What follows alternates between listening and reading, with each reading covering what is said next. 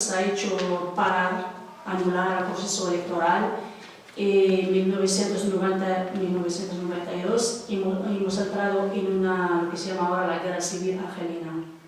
Y durante esta Guerra Civil Argelina, como la Cabilia es la única zona donde los resultados de las elecciones no han salido ni los islamistas ni los representantes del régimen militar, pues no tenemos por qué pagar nosotros. Pues lo que ha pasado es que el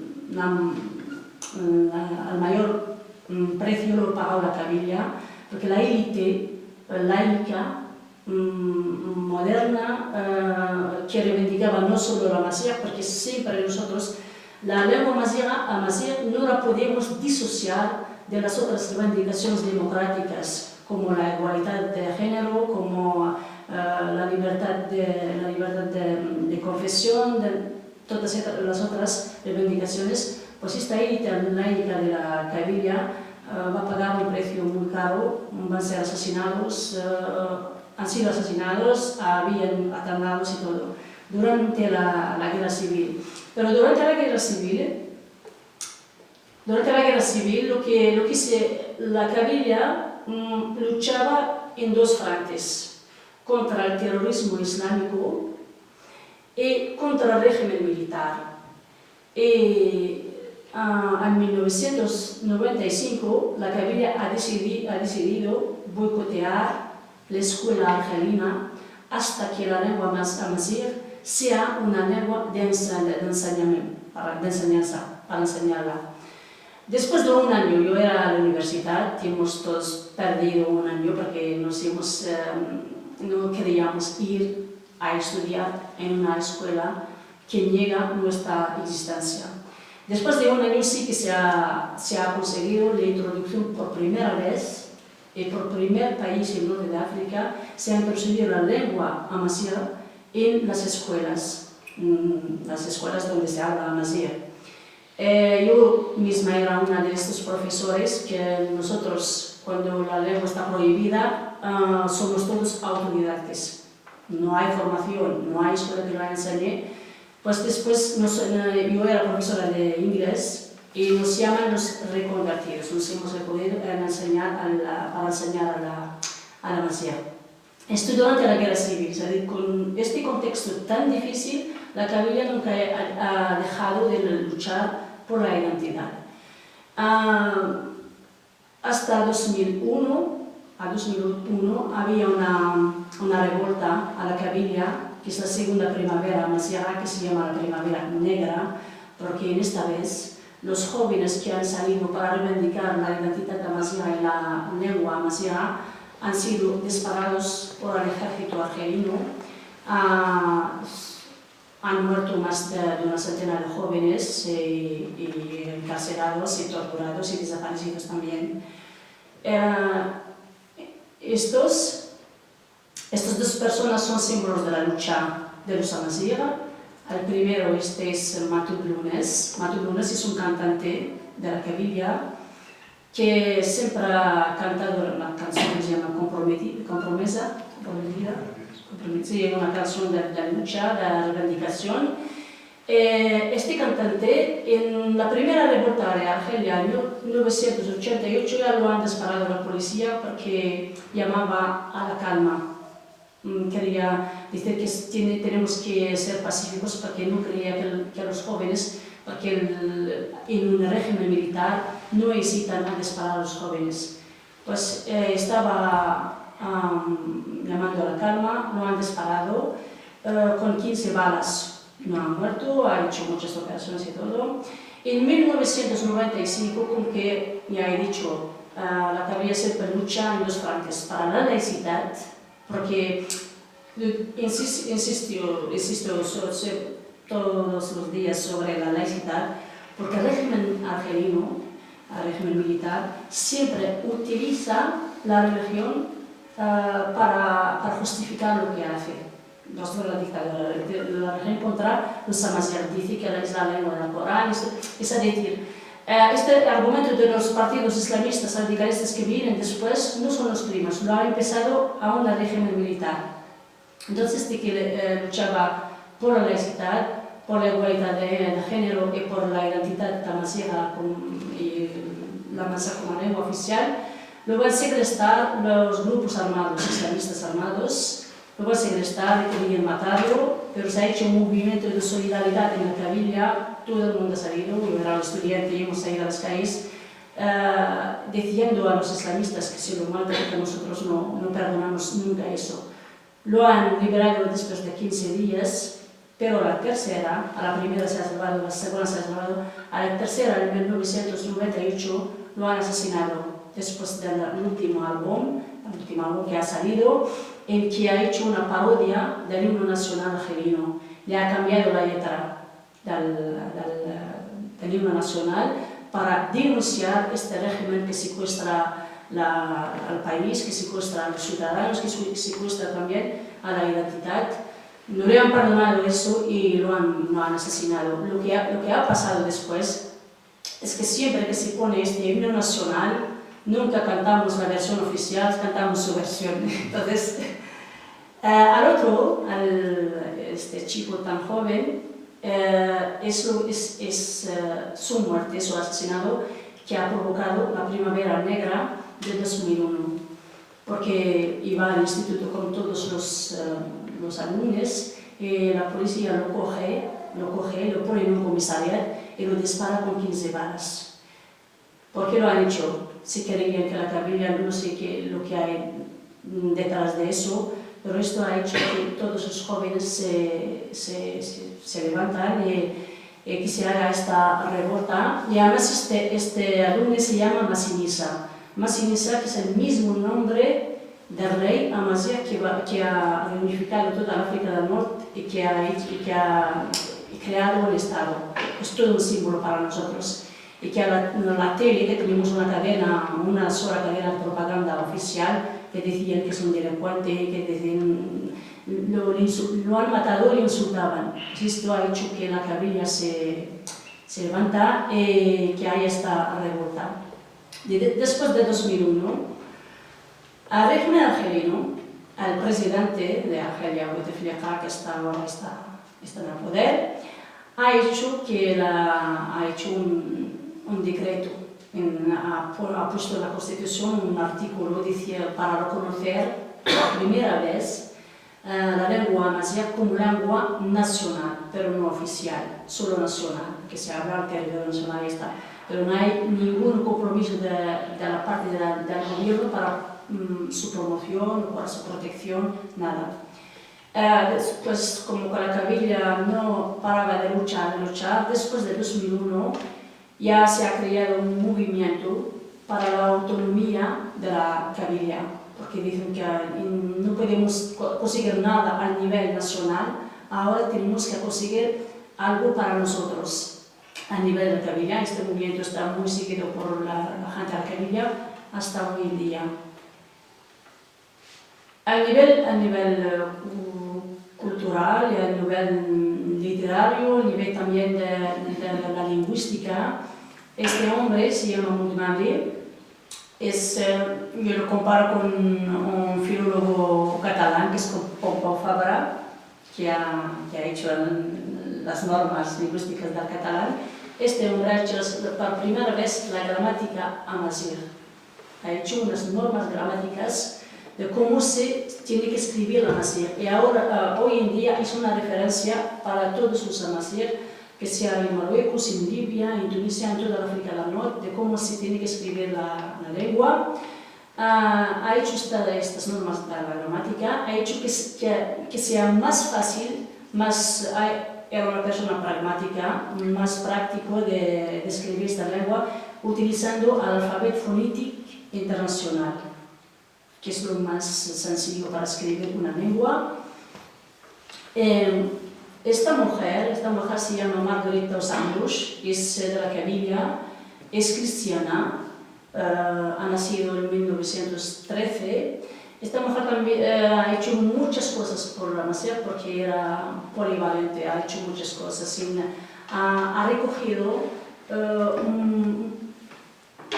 casi toda la literatura oral de la Cabilia, porque os he dicho que hasta el siglo XX la lengua era oral. la urgencia era fijarla para que no se desaparece. Esta mujer ha hecho todos los cuentos, los proverbios, la poesía, todos esos géneros de poesía, géneros femeninos, géneros religiosos, todos los ha hecho en un libro. Y después, con su voz, ha venido a España, a Mallorca, para hacer unos estudios comparativos de los cantes del Mediterráneo. Y ella misma hace ópera. Y por primera vez se canta la ópera en Amazigh, y ha modernizado estos cantes y nos ha dado una amplitud internacional. Es la primera mujer novelista en África del Norte. Ha muerto en 1976, pero ha dejado todo un legado para nosotros que ahora también es un símbolo. Ahora, hoy en día, ya lo he dicho, tenemos 3 ejemplos en el norte de África. Por las reivindicaciones políticas, hay movimientos en la Cabilia, se llama ALMAC, el Movimiento para la Autonomía de la Cabilia. A Rifia hay también un movimiento para la autonomía de Rif. Y a Azawad, esta región que siempre nos olvidamos de esta región, que está en el norte del Mali, que son los Tuaregs, que hay un movimiento que querían su autodeterminación también, pero con que Francia, que es una potencia mundial, con otros países europeos, los han hecho callados y han falsificado toda esa historia, inventando que son terroristas islamistas, es decir, que siempre la historia la hacen los poderosos. Pues esta región lo que reivindica solo es su autodeterminación y no viene de nada, es por razones históricas y son procesos y ahora han llegado a este punto. Pero como esa región es muy rica, es una región muy rica, tienen metales, tienen, pues Francia y todos estos países no les interesa otro país independiente, porque el gobierno de Mali, como el gobierno argelino, el gobierno de Marruecos son corruptos, es muy fácil de trabajar, más trabajar con ellos que trabajar con otros estados.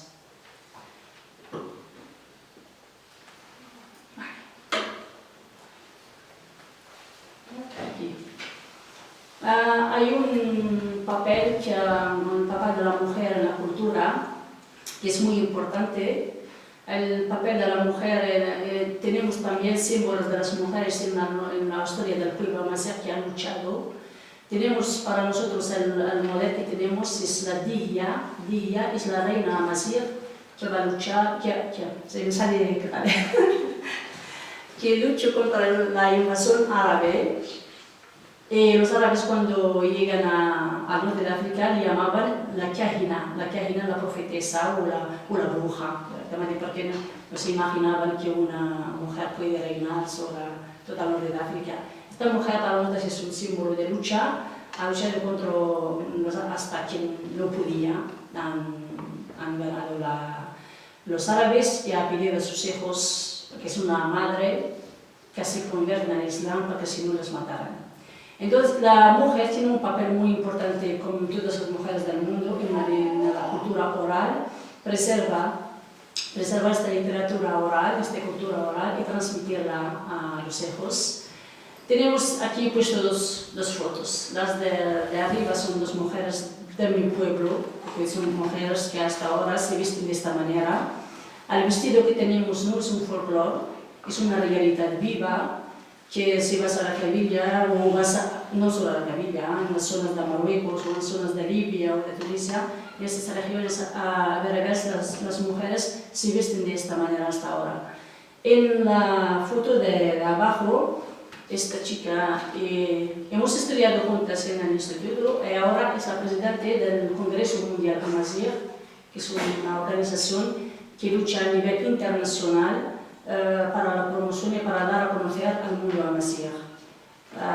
Ella también se viste de este vestido porque para nosotros es muy normal, que hay muchos que estos folclores para mí es cuando lo ponemos en una vitrina, cuando lo ponemos es una realidad viva que estamos muy cómodos, para mí es un orgullo.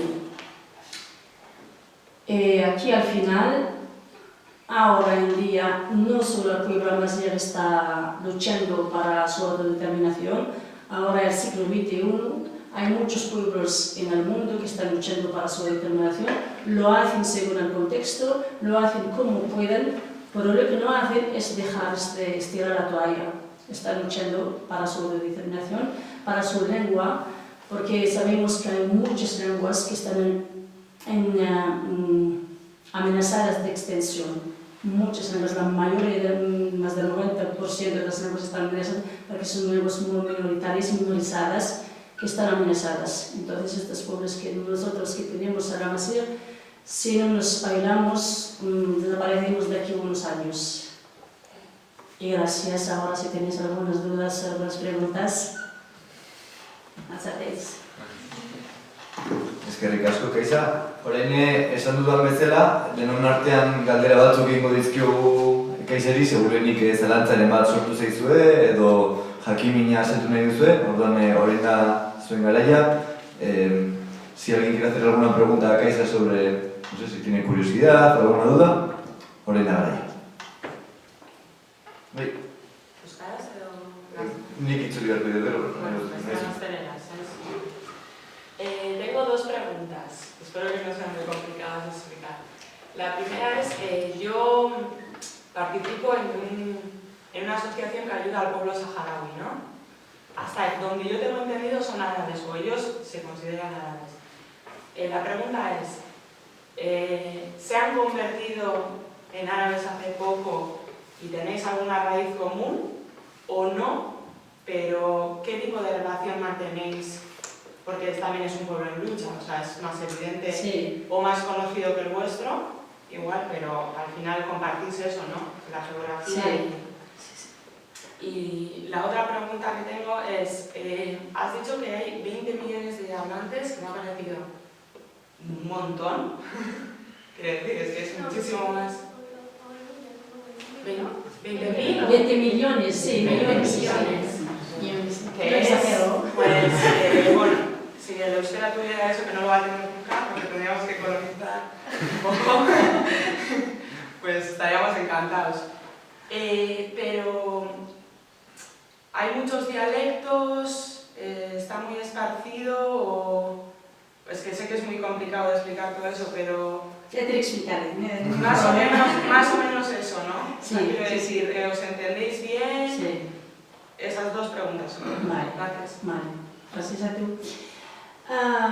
Por lo del Sahara Occidental, y Marruecos, para mí no hay frontera, no hay frontera.